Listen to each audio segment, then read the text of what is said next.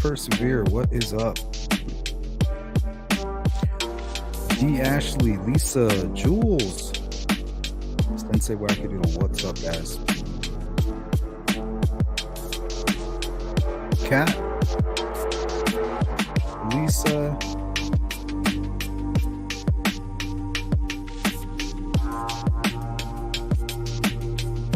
hey Teresa, good to see you.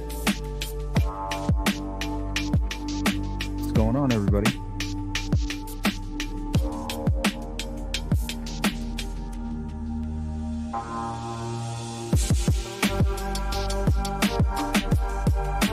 Hey, Gloria, Anna, Bogey, good to see you guys. What are you guys up to today?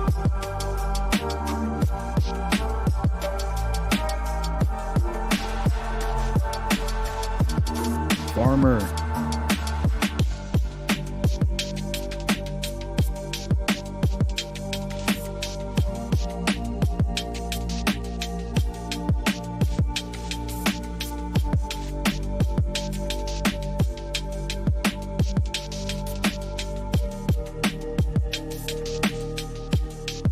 Nice.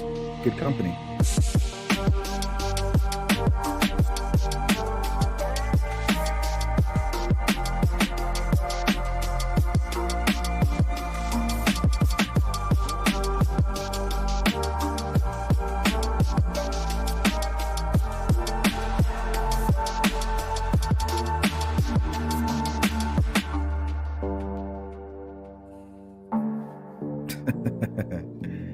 Take a deep breath.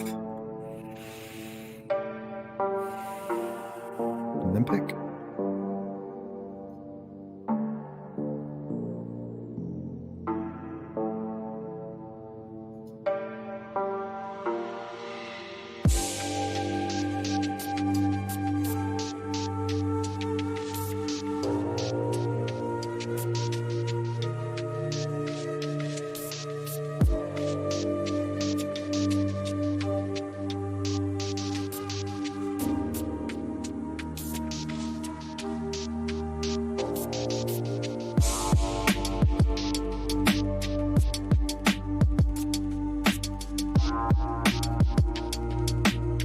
What's up, Grizz?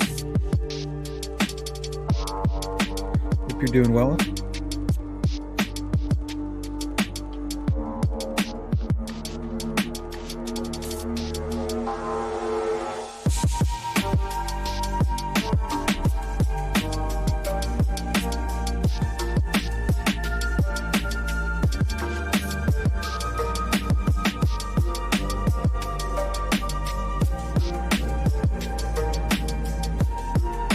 Yep, by the day. Miss Dog Lover.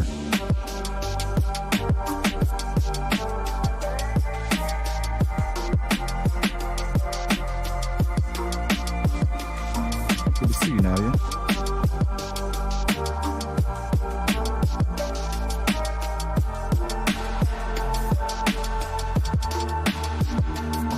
Yeah, me too, Sensei.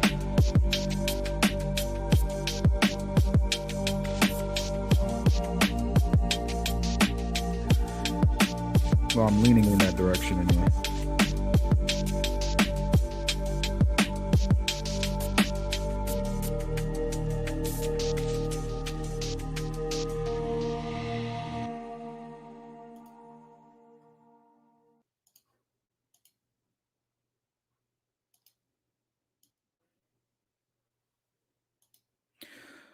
Welcome to another Sleuth Intuition Live. This will be our second official Idaho Murders coverage live stream. Today, what we got planned, we're going to look at some similar cases where the killers were actually captured, and we're going to listen to their motives. We're going to try to gain insight that way. Then we're going to look at a possible serial killer. We're going to take a closer look at the Sandra Ladd, Travis, and Jamelyn Juetten case, which is very similar to the murders of these Idaho 4 college students. And then towards the end of the stream, we're going to go ahead and take a look at that body cam footage again. And we're going to I went ahead and grabbed some screenshots from Google Maps so we can get a better idea of where that group of teenagers were going, where they were headed, and also a better perspective or view um, from the hilltop that all of those fraternities are on, and that's actually where those kids were headed to. There's a group of fraternities on that street just up ahead, um, right before the police stopped them in that field. They're actually headed right there to those fraternities. Um, but we will start here with a quick video from Fox. They actually had an ex FBI agent on here. He said some very interesting things and kind of sent me through a rabbit hole, really, and sparked this live stream. So we'll watch that first. Then everything we do kind of stems from there. What's up, Perry? Hello, Carrie. Good to see you.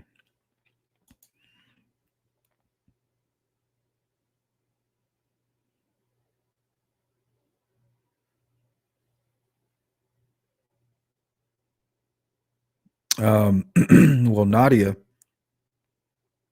if he's connected to the Sandra lad, let's say let's entertain the idea that this is a serial killer, right? And it's connected to the Sandra lad and Travis Juetten case. Now you can see that this would already be his most advanced work from the perspective of a serial killer. The first victim would have been an elderly woman. The next would have been a pair, and he struggled with the pair. And if he was able to have 4 victims, I mean, he's already evolving as a killer if they're connected, and that's a huge if. We just can't ignore the similarities, right? 13th of the month. One was actually Friday the 13th. Um, all 3 crimes are 14 months apart, and they were all committed in about 3 a.m. in the middle of the night by stabbing. Now, I would like to get some information on the type of knife used in those other crimes.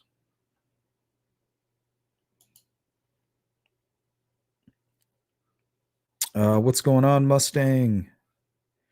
Sierra, from Latin, victima, meaning sacrifice. Thank you for that. That's very interesting. It's almost like just killing in general could be considered ritualistic because you kind of have to be out of your mind, at that time. Normal people in a normal state of mind do not commit murder. Something has to happen to kind of change that.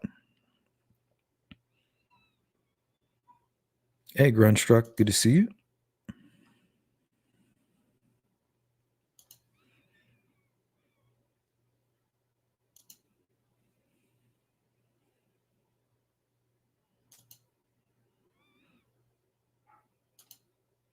Thanks, Jeanette. Please, everybody, if you're hanging out and you like chilling here, hit that thumbs up. It's really good for the channel, um, for the algorithms and all of the behind the scenes stuff that helps my channel get noticed a little bit more. Because we're not going anywhere. Sleuth Intuition is going to be a YouTube channel for a long time to come. We have gotten quite comfy here, and we don't plan to go anywhere. Ain't that right, Derek?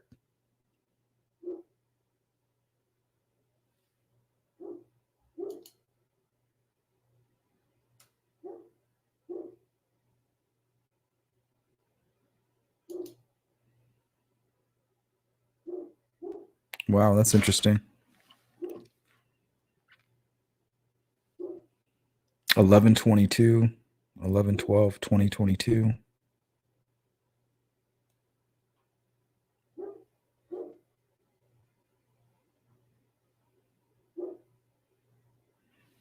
Guys, I'm gonna be right back. I'm gonna go let the dogs in. It'll just be like 2 seconds.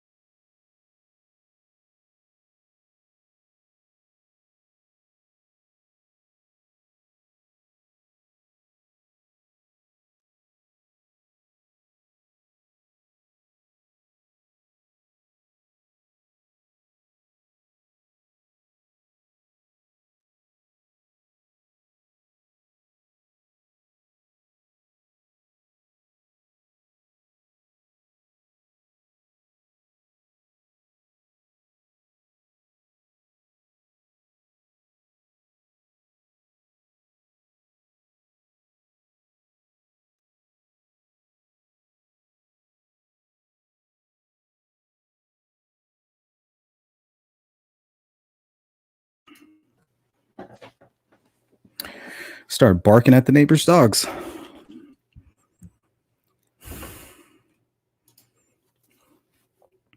Hey, Violet.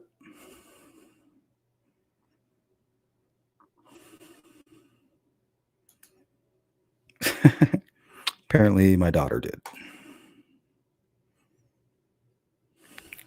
Hey, lesbian.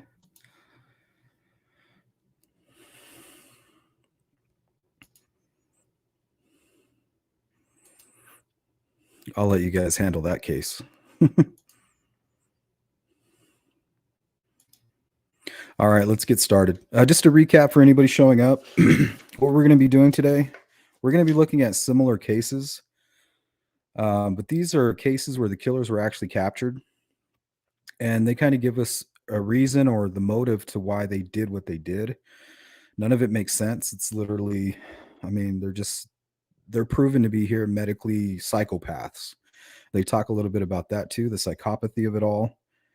We're going to look at Sandra Ladd and Travis and Jamie Lynn Juetten's case. You know, is this connected to the Idaho murders? We will also look at James Leonard, convicted killer arrested, a mile from the quadruple murder scene. And then we'll finish up with the body cam footage released, and we'll compare it to what we see on Google and Street View there, and we'll get better angles, kind of get an idea of where they were and what they were responding to.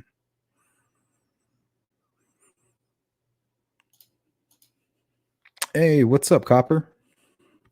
Happy Saturday to you. Thank you. Happy Saturday to everybody. Oh my God, poop intuition. I'm on the case. Shit don't get past me.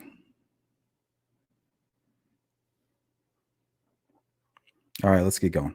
The former FBI assistant director, 24 years, by the way, at the FBI, so he knows of what he speaks. You know, I'm thinking of the time that has passed since these murders, Chris, and they still can't connect a lot of things. I'm just wondering now what you make of this vehicle of interest. Yeah, I mean, it sounds like an encouraging lead, but at the same time, it seems a little thin to me that it just shows up 3.5 weeks into the investigation. You want to get that kind of lead when it's fresh in people's memories. And I just wonder how fresh it really was when this person called in. But anyway, not to discount that whatsoever. You mentioned the status of the investigation. I think it's in danger of becoming, it's on the cusp of becoming a cold case. Not a cold case in the sense of many years, years down the road, but a cold case in the sense that resources start to pull off, vital resources from the FBI and the state police begin to go back to where they came from, because none of them reside there in Moscow. They're not normal resources that the Moscow PD would have on hand. So, I think all of this information is in the database now, forensics, all the interviews, everything they have. They should be trying to make matches and see if there's any crimes that match this type of MO in other jurisdictions. And that's what we're going to do in regards to Sandra Ladd and Travis Juetten. We're going to look at a possible connection between these cases. So we're going to follow his instructions completely. I'm thinking of all those college kids in that community who might not get those answers, still haven't gotten them. That's got to put them on edge. Yeah, and I really think rightfully so. I see so many similarities in this case and Ted Bundy. And, Did you hear that shit? Ted Bundy. That's the first thing I was thinking. It wasn't Ted Bundy. It was more the Night Stalker. But then you start to think about people like Gary Ridgway and Ted Bundy, these nighttime slashers. But yeah, he hit it right on the head with the whole college aspect. The other kids were very young, student aged, connected with the universities. Sandra Ladd, she was more connected to the high school, but still, it was the first murder. Killers do age. So yeah, to him, he's thinking of Ted Bundy, and instantly, as a true crime podcaster, my ears just went wink. And He has a really good point. They told us it was targeted, but what does that mean? What do you mean it's targeted? Because we're going to look at two cases where they captured the killers where they were not targeted and they sound identical.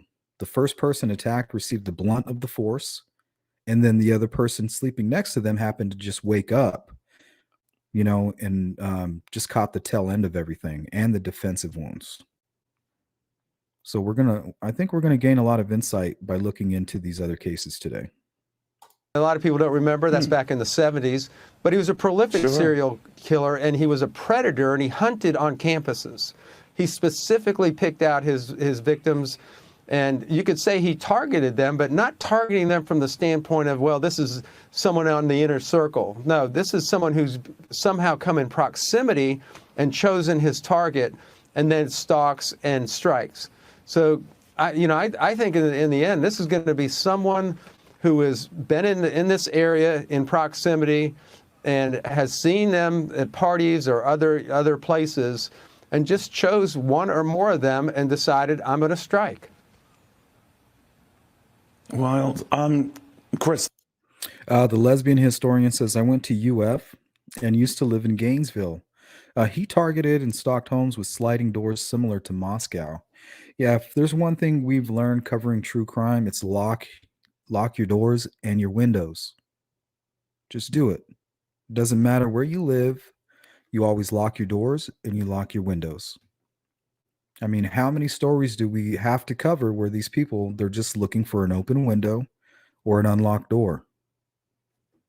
There's no motive to why these people are doing what they're doing. They're basically possessed by the devil in one way or the other. They always say, well, it wasn't me. I was controlled by like an urge or an impulse. Like they're not even driving at the wheel. So lock your doors and check all your windows. Make sure your windows are locked. Thank you very, very much for that. If we get any more developments out of that or what is happening on this. Okay, so we're going to go directly into some of these cases that I was referring to. I think we can start with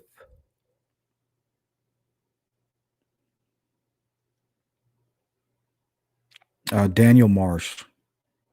Yeah, this one is terrifying. Pay the closest attention when they start talking about his motive. Really focus in on that.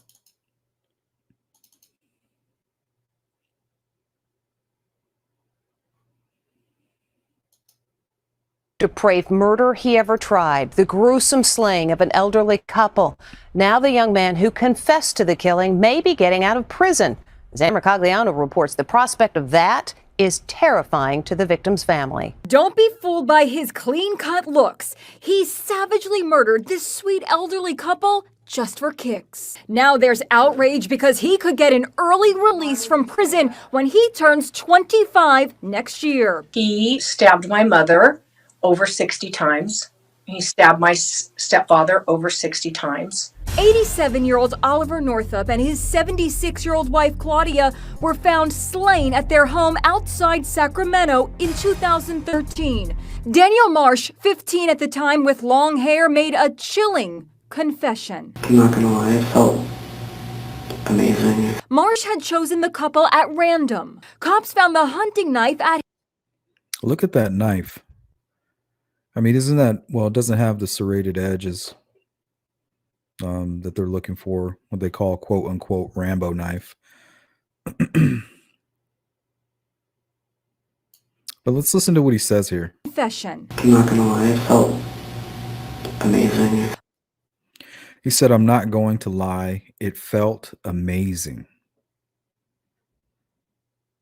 Now, when somebody is thinking this way, how do you stop that? It's amazing for them. When you want to go out,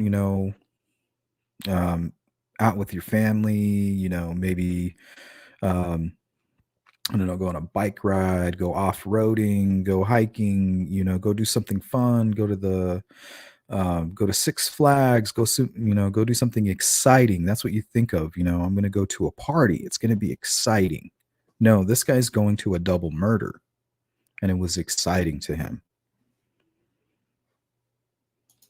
Marsh chosen the couple at random. Cops found the hunting knife at his home. I kept it as a souvenir. Ironically, So yeah, I think the knife. I wonder if this killer could part with that knife. If they're looking for a Rambo type styled knife, I wonder if he could part with it. So anybody who's out there watching, if you know somebody who has this type of knife in that area and they can't really explain or they don't have a real good reason of what they're doing in Moscow, and but you still think, hey, like there's just no way this person could have done it. Just send in the tip, What could it hurt? 4 years earlier, young Daniel Marsh had been hailed as a hero after rescuing his dad, who suffered a heart attack at the wheel. Started pounding on his chest, and after about 30 seconds, he came back. Marsh was tried as an adult in the slayings and sentenced to 52 years to life. But 4 years after his conviction, California passed a law that no one under the age of 16 could be tried as an adult. Now Marsh's lawyers want that law applied to him retroactively. They say he should be released next year when he turns 25. Wow. He said he's no longer a threat, but he's been diagnosed as a psychopath. And experts who have assessed him are divided over whether he could be rehabilitated. That's terrifying. It's a tough one. Terrifying. It's a tough. She just said it's a tough one. How is this a tough one? The dude committed a double murder. He should never be let out. Ever. And not only did he commit a double murder, he just did it for the thrill of it. It was a thrill kill. I mean, if your motive is just for thrill, the target is just something that's, feasible. Okay, they're not very formidable. I should be able to enter their home fairly easily. So when these crimes happen, how can you possibly know the motive until you have the killer? Because sometimes the motive, it just does not make any sense. But in this case, it's a little bit different. This might be something that what we're dealing with here in regards to the recent Idaho murders. Teenage suspect apparently was angry about something their daughter said at a party. Stabbing took place early Tuesday morning in the 900 block of Iroquois in west suburban Naperville. Eyewitness News reporter Sarah Schulte live with the latest on the attack. Sarah? Well, Jose, DuPage County officials say that Zachary Magnikowski told police that he was tired of being made fun of and tired of being told that he was ugly.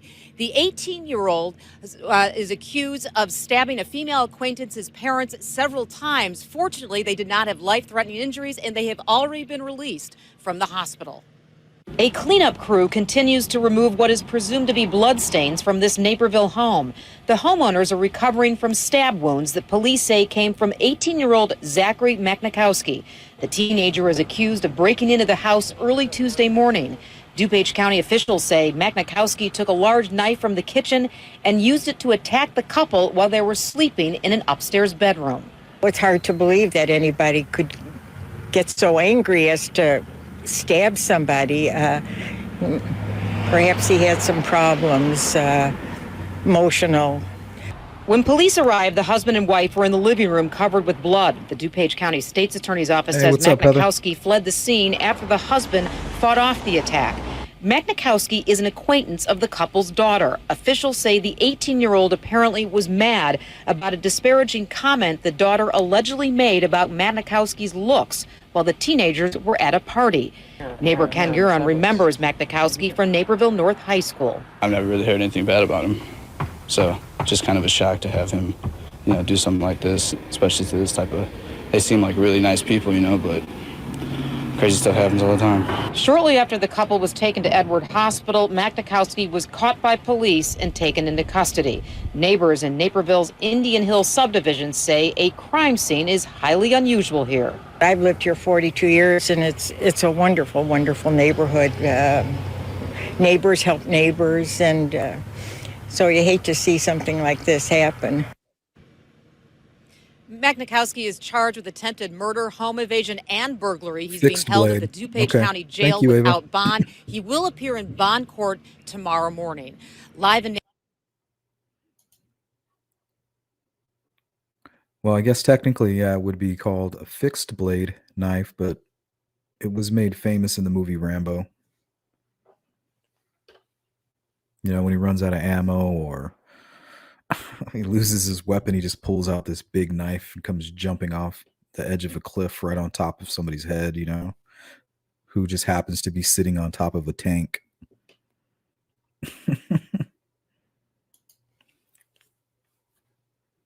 Okay, now this next one is completely insane. There's just no way to explain it. There's no way to see it coming.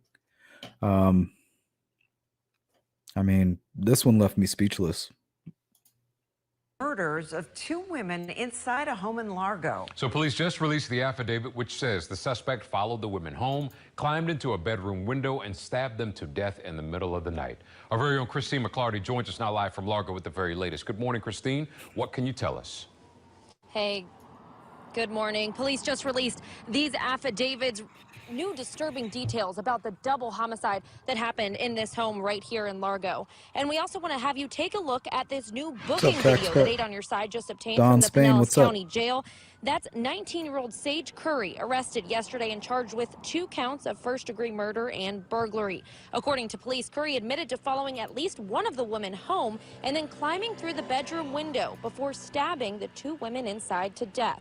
Neighbors tell us the victims are a mother and a daughter. Police say Curry admitted to finding the sharpest kitchen knife he could before stabbing one of the women in the neck and face multiple times, and then going to the other woman who was sleeping and stabbing her in the chest multiple times. Curry says he then rolled the women off the couch in an effort to make the incident look like an accident. In the affidavit, it says Curry then left the house and asked neighbors for help because he was injured. We were told he was taken to the hospital, and then we were told he admitted to what happened. Now, we did just speak with the Largo Police Department moment. All right, did you guys hear that part? He injured himself. So it's very likely that whoever committed this murder in Idaho has injuries to their hands. You know, it's not easy to stab somebody through their chest. So we're talking some kind of force, and with the stabbing motion, you're bound to slip. Your hand is going to slip, so this person is most likely cut on their hands, maybe even somewhere else on their body. Ago, who says the family is requesting that a lot of details about the victims not be released because of Marcy's law, but we did speak with a neighbor who says the situation is disturbing.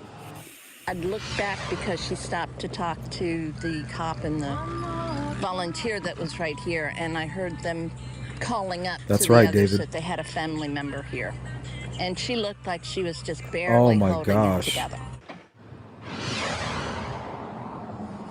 Now, we're still working to learn the motive was a behind mess. these deadly stabbings. 8 on Your Side is going to have new details tonight about both the suspect. 19-year-old man who police say spotted 2 women in public, followed them home, and then killed them early Monday morning in Largo. His name is Sage. Thanks, Tom. Super chat. Feels like a premeditated revenge turned rage, probably started as a scare turned into a murder. Maybe surprised somebody and said, well, you weren't supposed to see me here, you know, deciding whether or not I'm going to become a murderer tonight. Well, now that you're up, it looks like you made the decision for me, you know, and they proceed. Curry, and as he appeared in court today, investigators released new information about the murders, and it's the kind of thing that nightmares are made of. Fox 13's Josh Cassio is live outside the Pinellas County Jail with a lot more on what happened in this whole situation. Josh. Yeah, Kelly, at this point, police don't believe there's any prior connection between Curry and these 2 victims, meaning it appears this was a completely random killing, which is really the scariest kind. So heinous. Tonight, Curry behind bars, no bond. Just a few days ago, Ryan Timms says he ran into his neighbor, 19-year-old Sage Curry, at a nearby convenience store. He's like, I'm your neighbor. I live a couple houses down from you. And it was him. He now knows his seemingly friendly neighbor is considered the prime suspect in a brutal double stabbing that left 2 women dead early Monday morning. Yeah, this is pretty nuts. This This was Curry appearing in court Tuesday afternoon, his right arm wrapped in bandages, injuries sustained during the alleged attack. Curry faces 2 counts of first-degree murder and armed burglary. He was denied bond. Are you going to be able to hire an attorney to represent you in this matter, sir? I don't have any money. Police say Curry apparently randomly targeted the 2 women, spotting them out in public and then following them to their home on 8th Avenue Northwest in Largo. Curry allegedly broke in through a bedroom window just before 2 in the morning. An arrest report then says he grabbed, quote, the sharpest kitchen knife he could find and stabbed both women to death. The report also says Curry tried to cover up the crime by making it look like an accident. He would then run to a neighbor's house next door due to his own injuries. Police say after being arrested, he confessed to the killings. Neighbors tell Fox 13 the crime has left them stunned. Shock. I mean, I wouldn't expect anything like this. I mean, I've never seen anything like this happen around here before. Now, one big question remains, why did this happen? We still don't know the motive at this point. We do know 2 relatives of Mr. Curry were in the courtroom today. We tried to ask them some questions. They did not want to speak with us. Kelly, Josh, back to you. This is a very scary story. Now, the police are only saying that he saw them in public and then followed them home. Where are they saying where he saw them and what time? Or Yeah, that's a very good question. We don't know where he spotted them. These 2 women did live near the Pinellas Trail, although we can't say that he saw them there for sure, but we do know he saw them somewhere. And as soon as we have those answers, of course, we will let you know. All right, I'm sure they're going to release that eventually, but just our thoughts and prayers with the victims' families tonight. Josh Cassio, thank you, Josh.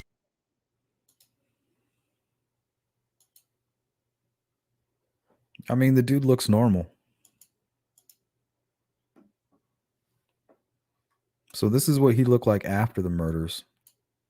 Now, I don't know. That looks like maybe scratches.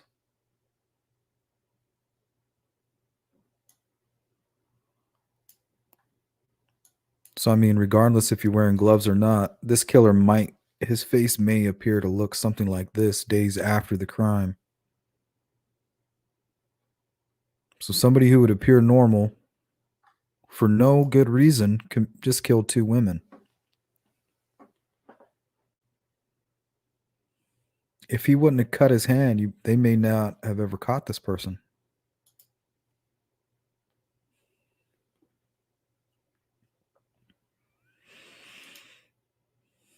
Yeah, Alicia, he could have raged out, huh? I mean, they were kind of... Seems like the victims were kind of partying that night.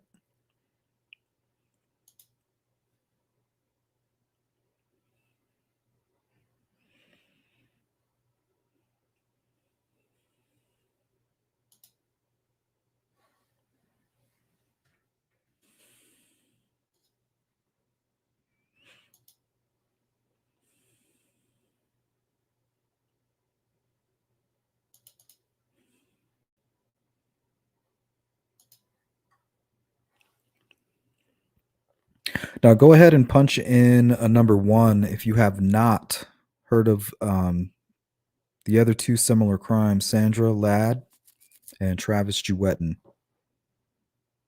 One took place in 2020 and the other took place in 2021. If you have not heard of those cases, type in a 1.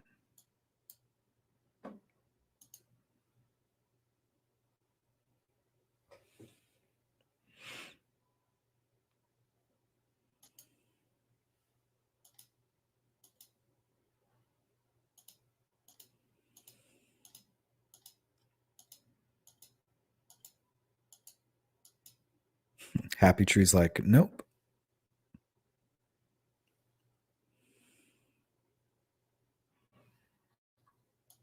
Okay, Sandra Galen Ladd, age 71, died Sunday, June 14th, but they believe it could have very well been anywhere between the hours of, during the hours of the late hours of the 13th. Now, Travis R. Juetten and his wife, Jamie Lynn, were attacked on Friday the 13th, 14 months later, August of 2021.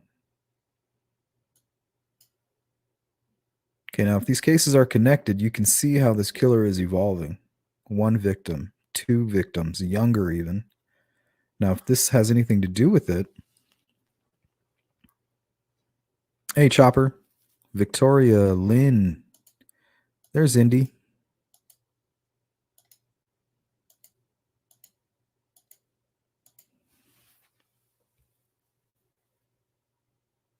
Yeah, and if you notice, if Sandra Ladd was the first victim, and let's say Vancouver, Portland, or Seattle is the anchor point, we notice that the next time, we're going to entertain that this is the same killer.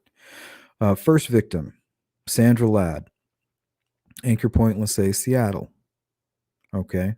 Now he's going to do, quote unquote, much better next time. Moves further from his anchor point down the line near Salem. Attempts to kill 2 victims. Is unsuccessful with one and meets resistance by the husband, who was a hero, Travis. May he rest in peace. May all these victims rest in peace. This man saved his wife's life.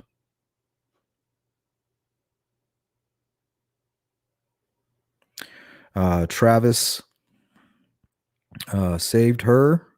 Now, if this is the same killer, exactly 14 months later, we have the Moscow, Idaho incident.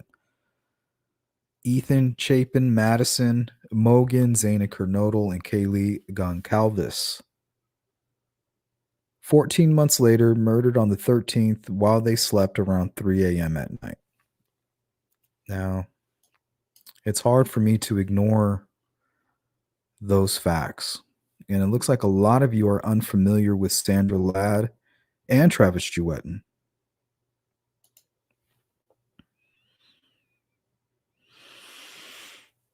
Yes, Nadia, I know what law enforcement said. And the reason they say things is because they have no connection. It's not related until it is, right? Now, the second they have evidence that shows that it is related, guess what? Now they're reporting that it's related. It doesn't mean that it's not related. We have to stop following blindly things that law enforcement says out loud or to the public. You have to have the ability to think for yourself without attacking others or attacking innocent people. It is possible. We do it all the time on this channel. We do it daily. Okay, so we will take a look at Sandra first.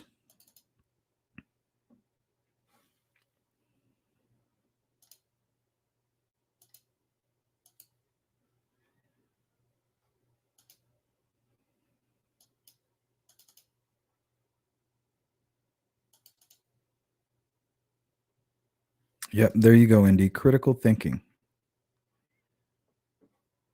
Law enforcement has a strategy.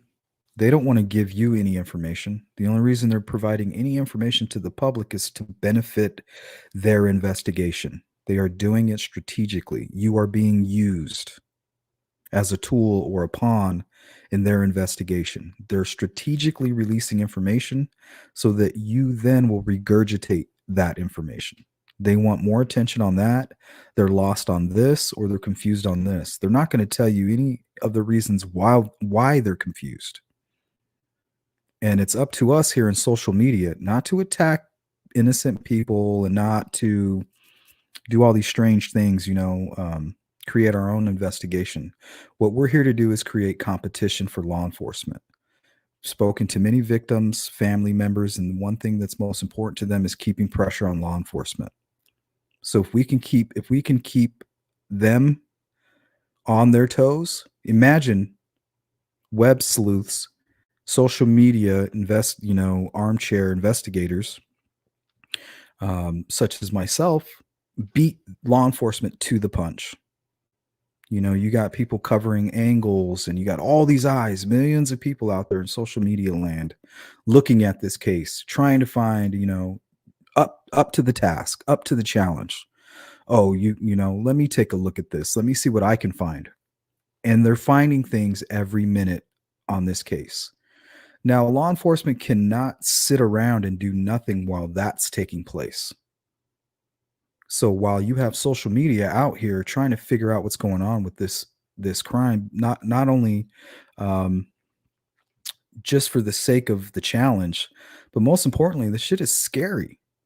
How do you send your kids to college now? You know, how do you sleep peacefully knowing that you have, you know, your 18-year-old kid off at college? How can you find peace of mind? You can't. So we're worried citizens. We don't want to become these sad parents. So while we're out here sleuthing around, trying to figure out what the happened out here, we're keeping law enforcement on their toes. We're keeping them honest, and we're keeping things competitive. How embarrassing for them if somebody out there in social media land solves this case before they do, before they find this killer. So social media is extremely important for that purpose right there.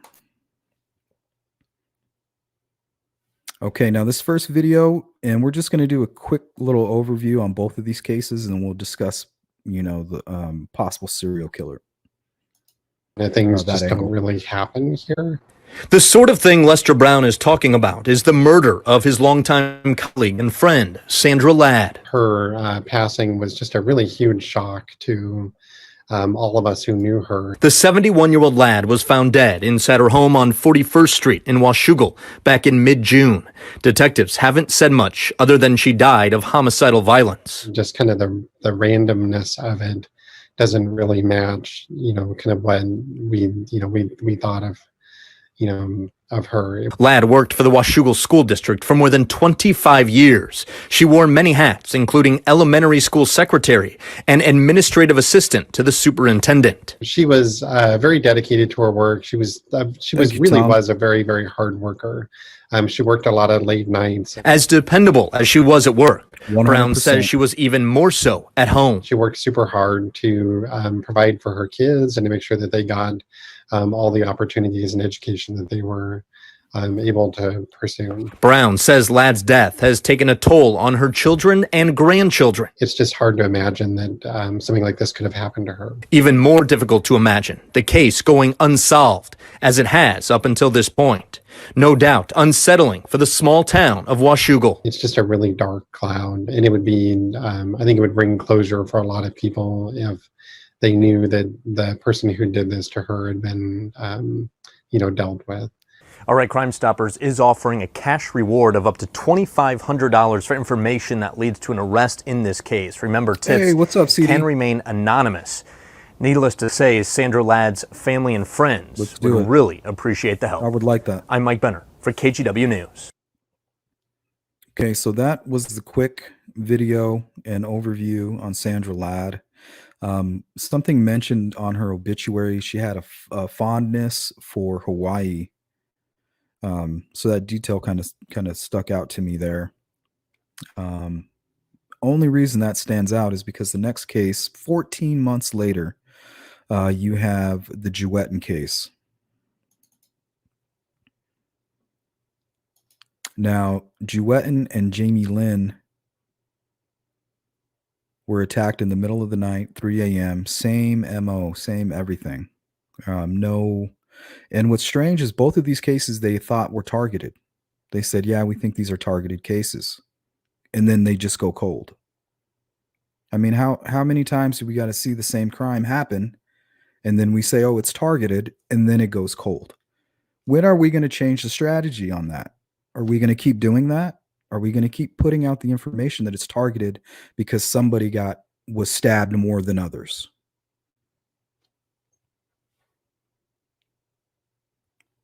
They say don't put false information out there. Social media coverage is always being reprimanded for putting out false information, but law enforcement is just as guilty, putting out false narratives without really having all of the information. We heard in the Delphi case, nobody needs to worry. It's an isolated incident, yet the killer was working at the CVS. You're getting your film developed by a double murderer. And while he's filling your prescription and he's running over to the pharmacy side, there's an image of him, of the killer, posted up on the window next to where you're grabbing your prescription. But this isn't targeted. Don't worry. We got this under control. We can't tell you what's going on. We got to hold these cards close to our chest. Social media, do your best. Don't leave any stone unturned. And by putting that pressure, law enforcement will be forced, to make sure they're a step ahead of us, which they should be.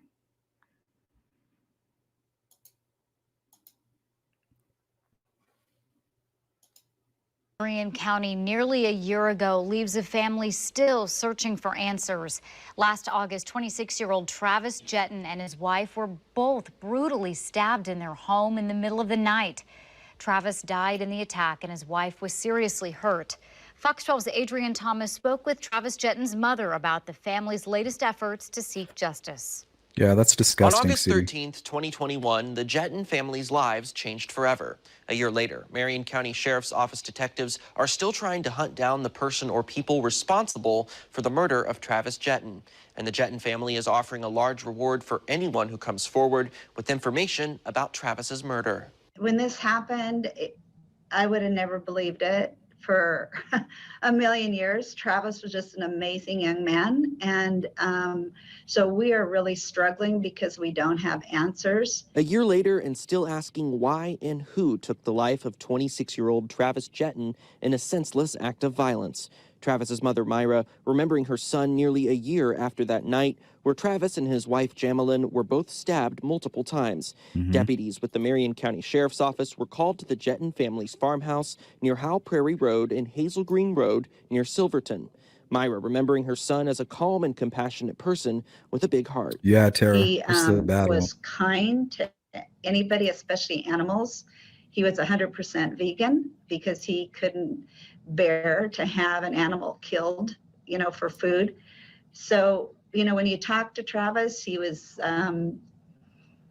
just was a gentle soul. Myra tells us Travis loved living in Oregon after growing up in Southern California. She says Travis was planning on going back to school to get a business degree and had big plans for the future.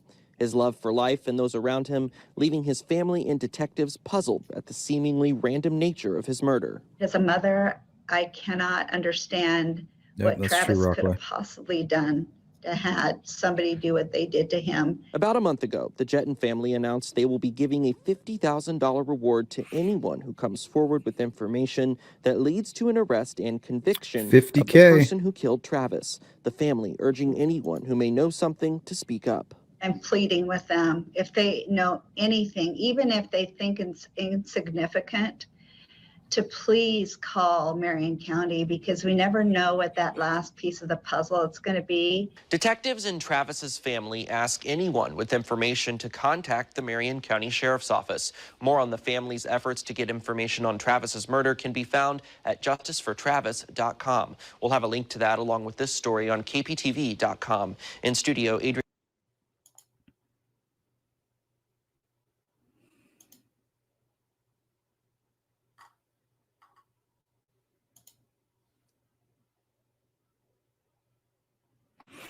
Thanks, Tom. Law enforcement should just say nothing at all rather than lie to us. I agree. Don't tell us anything. Keep all the information. Why mislead us? And that's the truth, is they're not concerned whether we have the truth or not. They just need to get to their next step in the investigation.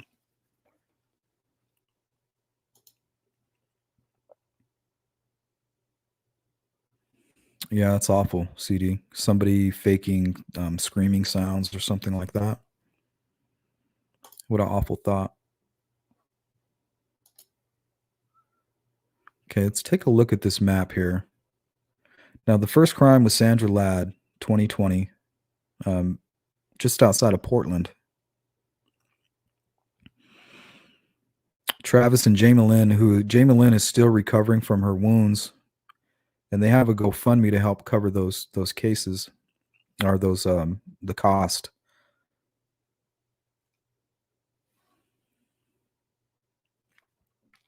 But something that was very strange, something listed in Sandra Ladd's obituary, that she had a fondness for Hawaii, and then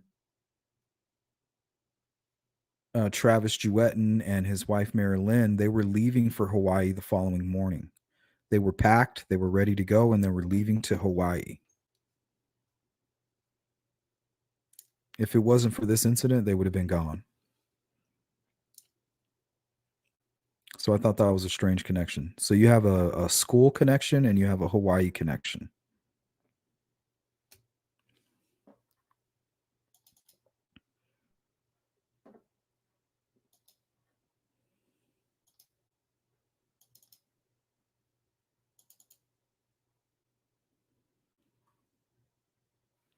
So let's take a look at that actually.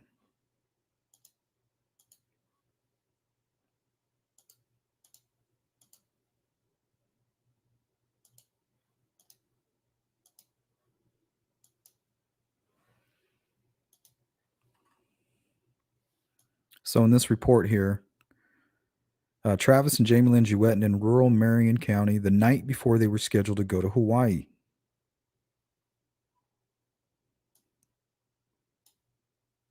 And his wife was stabbed 19 times.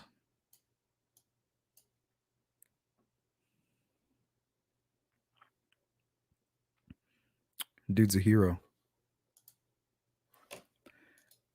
And now let's pull up the obituary for Sandra here.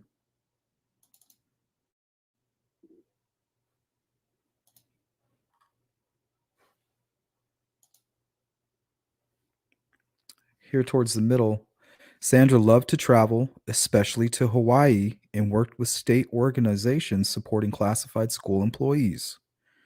So here you go, school employees, you got university, people who were involved in the school. She was more part of the high school, but she did attend the University of Washington.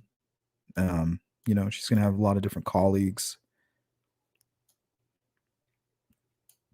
But I thought that was strange, that connection to Hawaii. So I wonder if any of the victims have any connection to Hawaii. Probably not. That's just something that stuck out to me.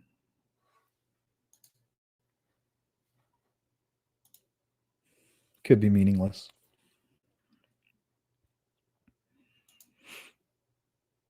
Later, Chopper.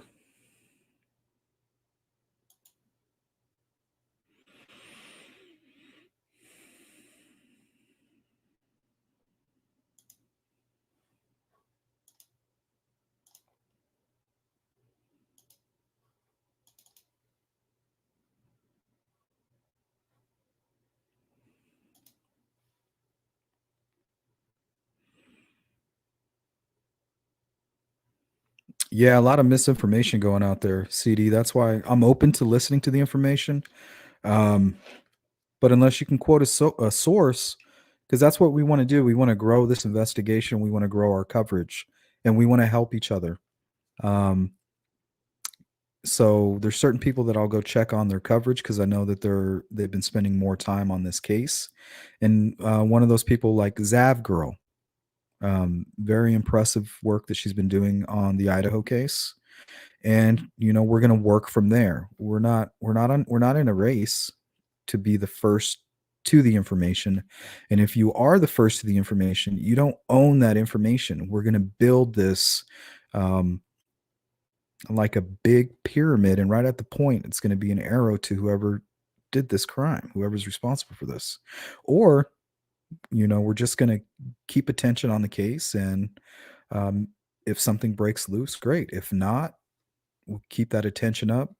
The tip line and access to all the FBI tip information is in the description. So if you know anything, make sure you say something.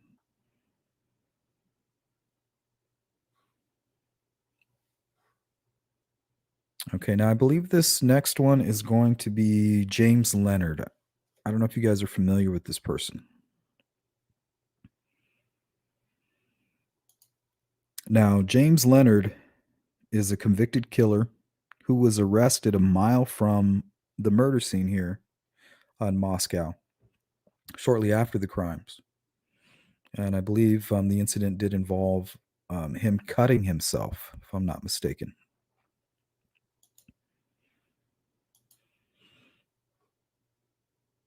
I couldn't find much on the information. This one, this is the one I grabbed. I mean, it's got plenty of info here. So let's take a look. From Idaho Murder, not a suspect. Police say the case of a convicted killer who was arrested this week for allegedly attacking his wife and child just a mile away from the rental house where 4 University of Idaho students were stabbed to death last month is not related to the still unsolved murders, according to police.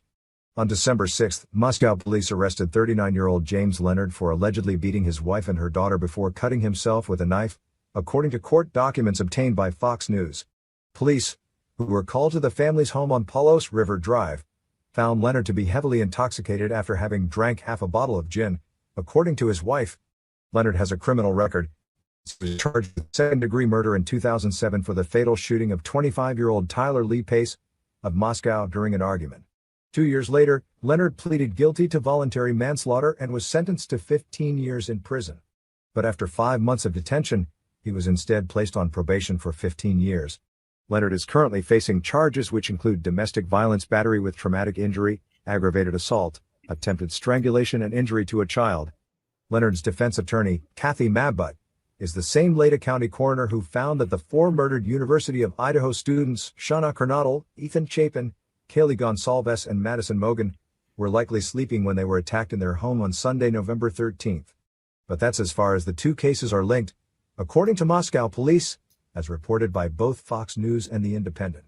Retired FBI Special Agent Michael Harrington, who's not taking part in the Moscow murders investigations, was interviewed by News Nation about the possible reasons that have led to Moscow police ruling out Leonard as a suspect in the stabbing of the 4 students. He said that investigators would have easily ruled Leonard out of a list of possible suspects if they knew the man was somewhere else at the time of the murders. The department has not yet identified a suspect in the investigations, almost 4 weeks after the murder of the students.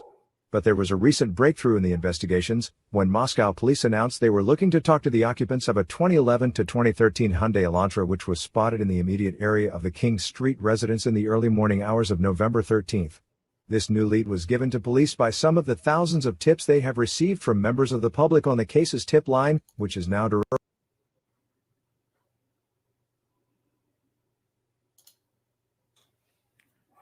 So yeah, they're basically saying there's no connection. But right, there's no connection until there is a connection. They're not going to go around saying, yeah, this person's connected to a crime unless they have something that points in that direction.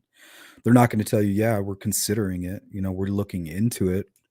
We're investigating a possible connection. They're not going to say things like that.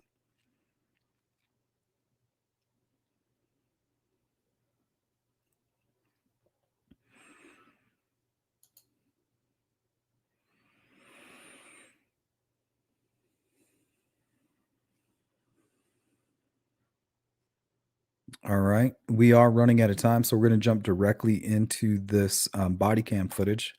And went in the live stream looking at some Google Maps, some images I pulled from Oscar PD, all 3 of you. You too. How old are you guys? Taking not 21? Yeah. Okay. 19? Yep. Okay. Is there a reason why you didn't stop back there? Yeah. Well, we saw him talking to him. So, yeah. You guys didn't turn around because you walked up on them. I told you guys you didn't stop. No, I did not hear you. Right. Yeah. Well, let's walk back over here, okay? Sure. You guys have IDs on you? I do not. I think I do. Yeah. Okay. So right here, they're walking towards the victims, the 4 victims' home right now. The general direction. Where you guys live at? Okay. Behind them is the fraternities. I think there's about 4 of them back there.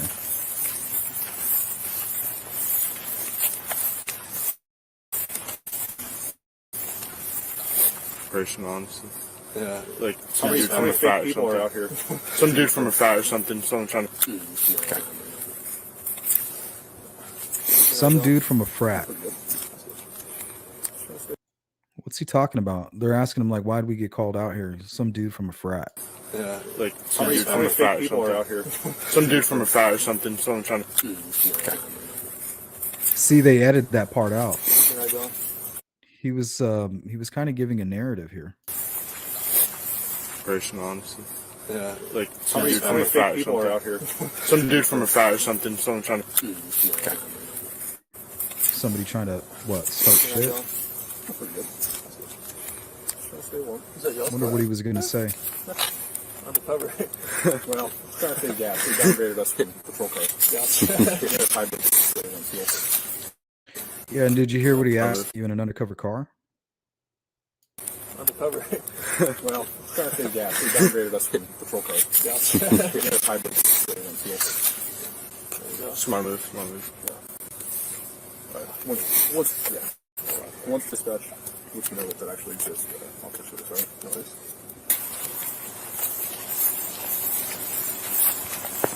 Look at that car.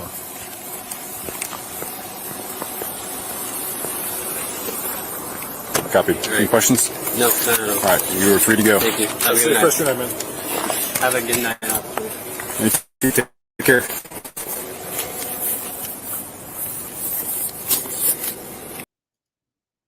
Okay, so this is where I'm going to show you where they were.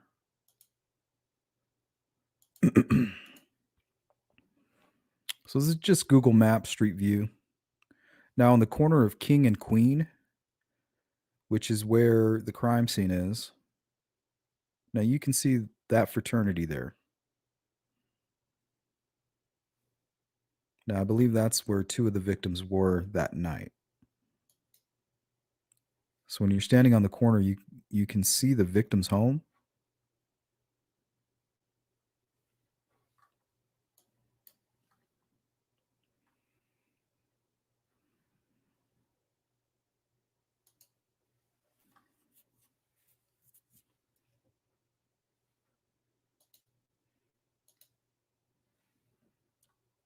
Now, this is the field that police stopped those boys walking across the field. Now, if you notice, they weren't heading towards what is it, Sigma Chi? Is that the name of the fraternity? They look like they were heading through this empty lot or towards these other two fraternities. So I wonder if an altercation here has anything to do with the rage that just a few moments later, ended the lives of those four people.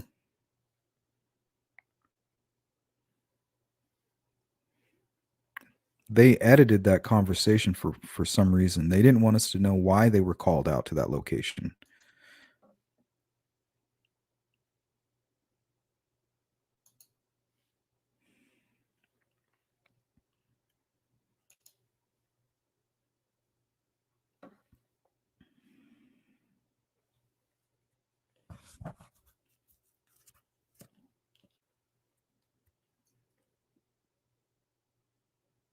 Yeah, I've been hearing that rumor. CD. Analysis of crime with CD says, I have the neighbor and another student I am in contact with. Jake was in his Thanksgiving fraternity pick, been digging into Idaho since it happened. Rumor of Jake going to Africa was from Facebook. Yeah, I made sure not to repeat that. Okay, so here's a close-up of where that vehicle was parked. Now, this building here on the right is just next to the victim's home.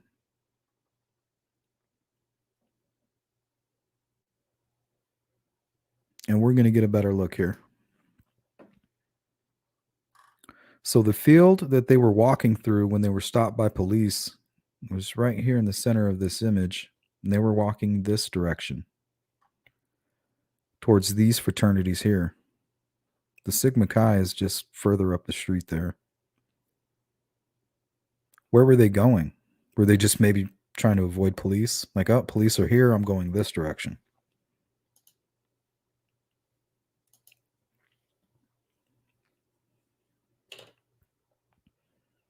That's a good question, Mothership.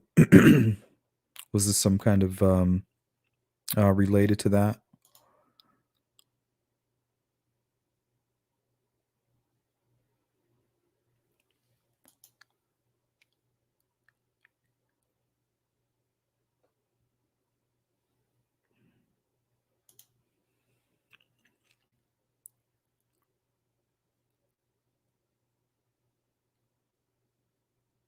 Yeah, that's true, Anna. Anna says, have to consider exposure to Moscow crime. That was a party house. Many people have probably come and gone, learned the floor plan, etc. And I heard there was keypads, and I can see that when you're living with people in a single home, but you're really not related to the other people, so you don't trust them. Probably a lot of theft. Your roommates leave, you go in there and steal all their change.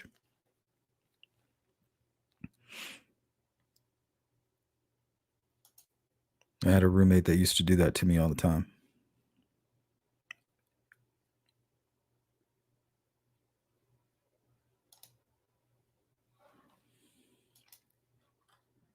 All right, and this is the front of the Sigma Chi.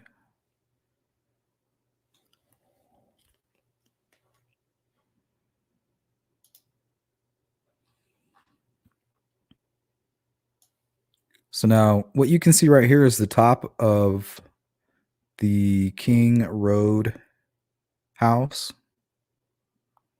where the victims were killed.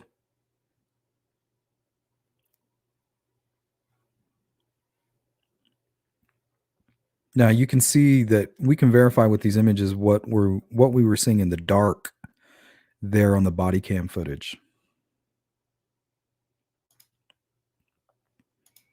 So let's run through that one more time, and then we'll go ahead and close the stream out with some discussion about all of this.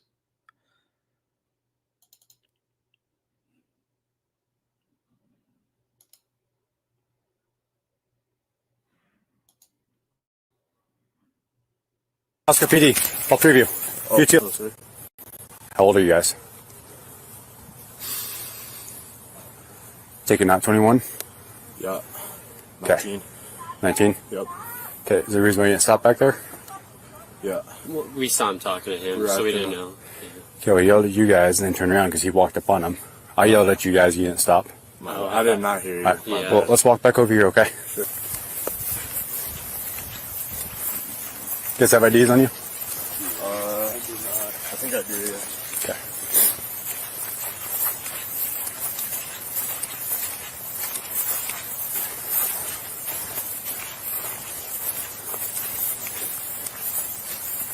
Where you guys live at? Okay.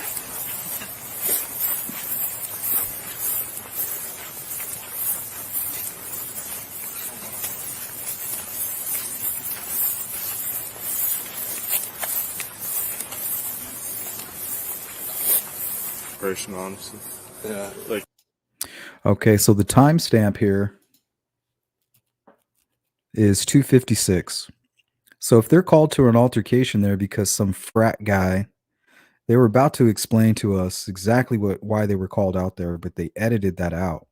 So they're called out there for an altercation, whatever that is. Police were called. Now at 2:56, and the time of the murders is right around 3 a.m. So I mean, the person who was probably just at this altercation could very well have went in that direction. Maybe this person was upset. Found out that a girl that he was interested in may have now maybe hooked up with somebody else, or is interested in somebody else, or maybe a secret was revealed, and the people who revealed that secret will now have to suffer the consequences, something along those lines. But I think they believe it's targeted maybe because of this incident here, and that might be why they're releasing this footage here. Some dude from a frat people are out here. Some dude from a frat or something. Someone trying to. See, some dude from a frat, somebody trying to, and then they edit it. Trying to do what? Trying to pick fights. What was he saying? What was he yelling about? What was he upset about? Because right behind the incident is where those victims were murdered. What are the odds they're called to an incident where some guy from a frat is trying to fill in the blank, and they were at the frat, they were at one of the frats, one of the fraternities? Could it be connected?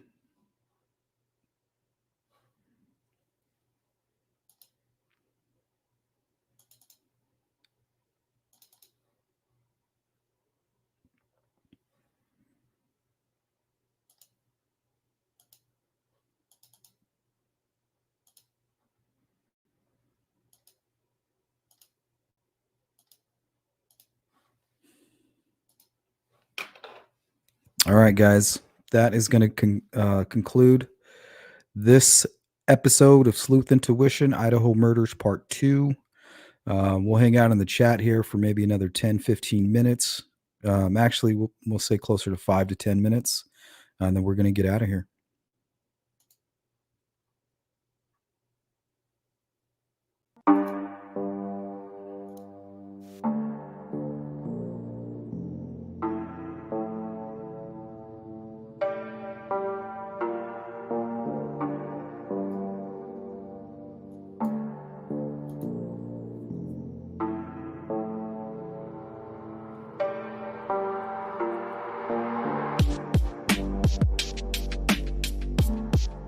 Yeah. Ava says it was parents' weekend, and the week before, so parents were around when they usually weren't. I'm assuming Xana just took advantage and said, "Hey, Dad, fix my lock." That's what dads do. "Oh, something's wrong with this lock. I'll fix it. Let me go take care of it." That's what, we want to help as much as we can. So I could definitely see that. But I can also see her saying, "Hey, like, maybe somebody kicked in my door," or not quite sure. Could be something else as well.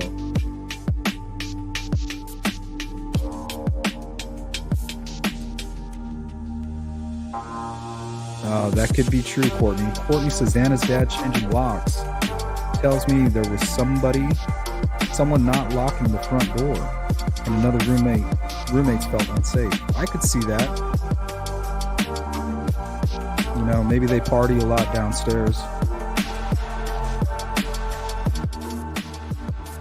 Because when I was young, I used to get I lived in many party houses when I was young, and I would get my rent money stolen, and I would never find out who it is. You just never know, because nobody's, they just sneak around, individuals.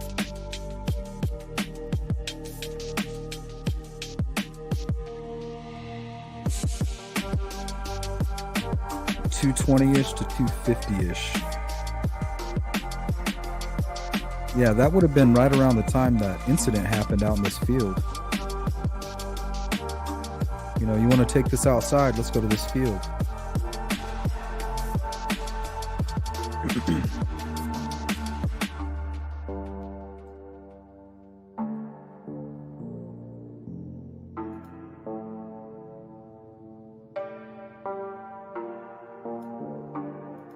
Thank you, D. Good to see you, SP74.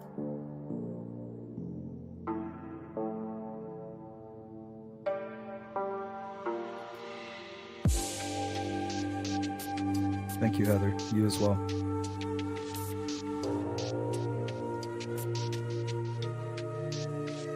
Oh, thank you guys. I'm trying to gather information from you more than you're gathering it from me. That's for sure.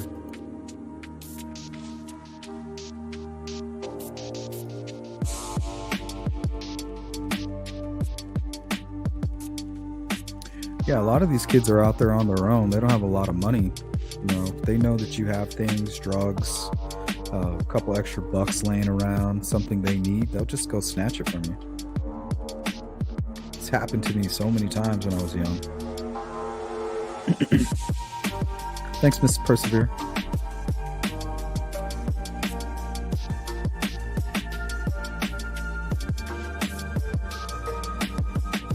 Is that true, Julie? Where'd you get that information? I'm trying to get a very detailed timeline.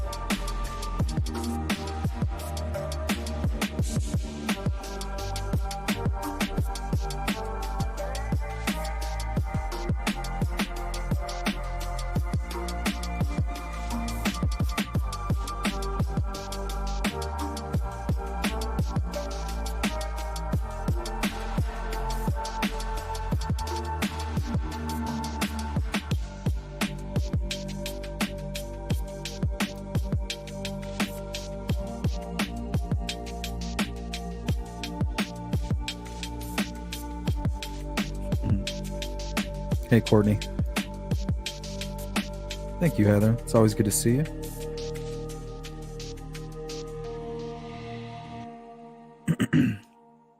Police call log. Oh, good point. Let's see if I can get my hands on that. Thank you, Julie. Thanks, Cindy. I want to thank everybody for participating in the chat. And if you're part of the replay crew, please leave a comment.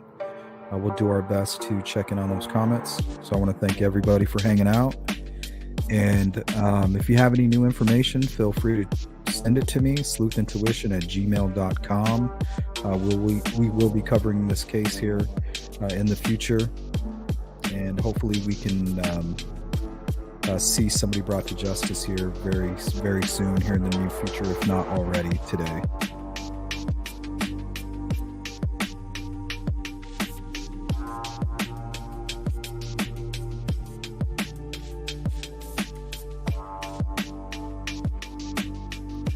Make sure you hit that like, and if you haven't already, hit the subscribe button and the bell icon. I put up different notifications for my live streams, so make sure you're checking the community page as well. Oh, and also on the 29th, we will be doing a little ghost hunt.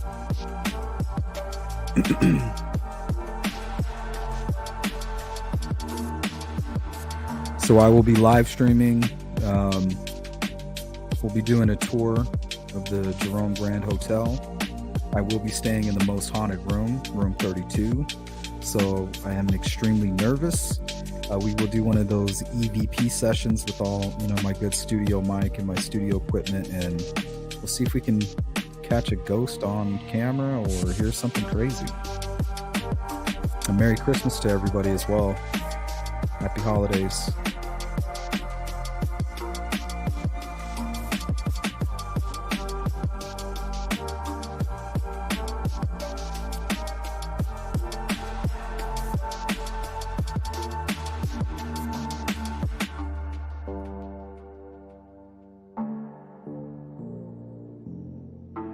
What's up, Boz?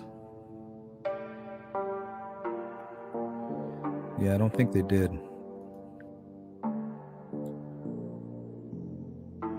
Yep, it's going to be a late night one. It's going to be pretty spooky, I think.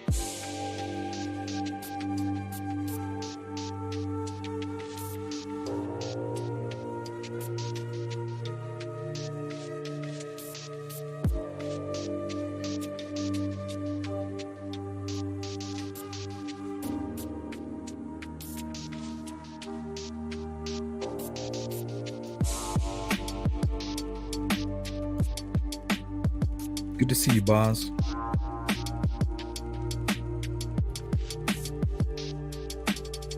Hey, Ann. Yeah, it seems like it'd be really cold. I'm wondering if maybe somebody nearby was just kind of coveting, watching through a window.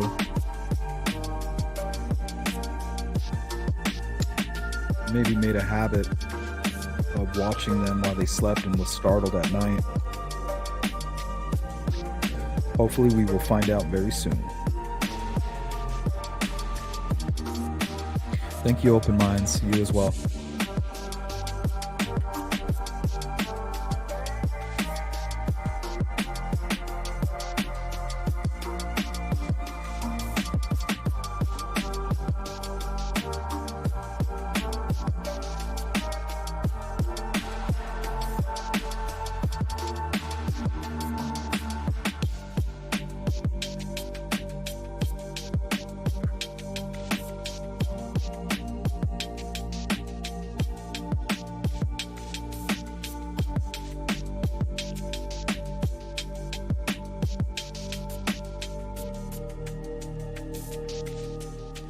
Thank you, everybody.